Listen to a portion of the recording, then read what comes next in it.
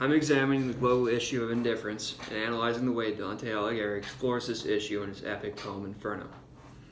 To better explain this issue in a global context, I've identified two different forms that modern indifference can take: social indifference and political indifference. Social indifference is about an individual's refusal to step up and take responsibility for a problem in their community, state, province, or country. It really doesn't matter what scale the problem is.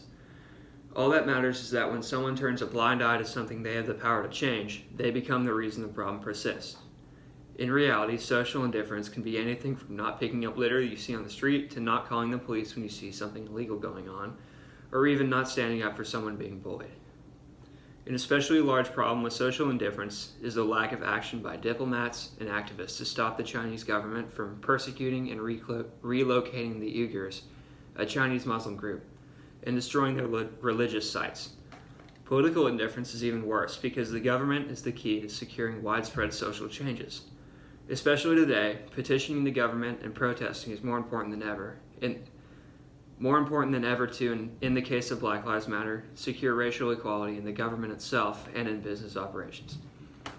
In his epic poem Inferno, Dante Alighieri explores the idea of indifference, which can be analyzed through the lens of contemporary society. Dante Alighieri explores the contemporary issue of indifference, most specifically in Canto 3, lines 25 through 65, which is where Dante encounters the first group of tortured souls, the opportunists.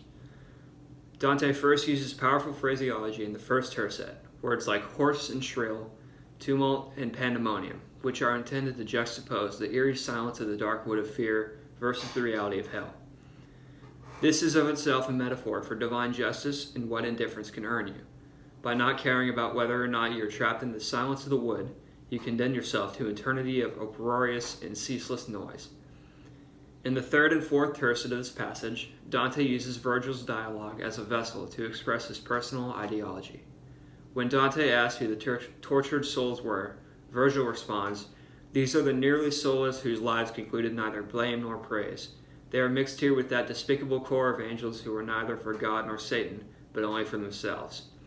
The High Creator scourged them from heaven for its perfect beauty, and hell will not receive them, since the wicked might feel some glory over them."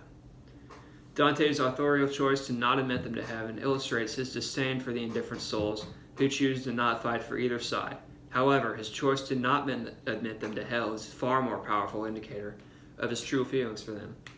His reasoning for keeping the opportunists out of hell is that the wicked might feel superior to them.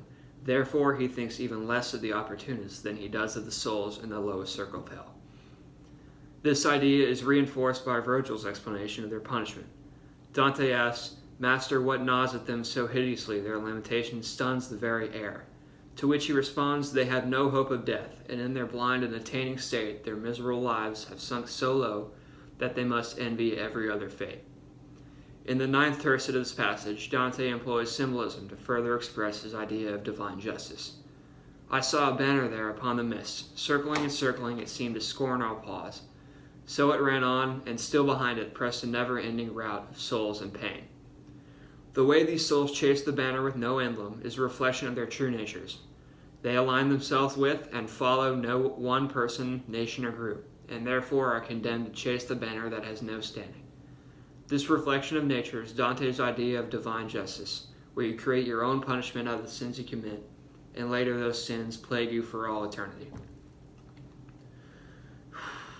In the larger context of this poem, Dante explores this theme indirectly by comparing the rest of the sins to indifference, as well as using fear as a testimonial to it.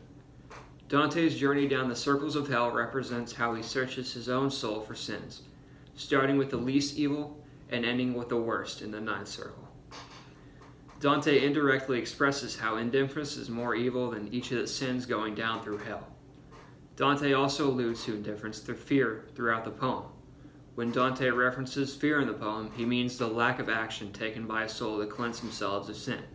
If they do not, that soul apparently is content with living in sin and is therefore indifferent. This is how Dante expresses the global issue of indifference in Canto 3 and throughout the poem. He used authorial choices such as the inclusion of divine justice and of relating indifference to fear throughout his passage.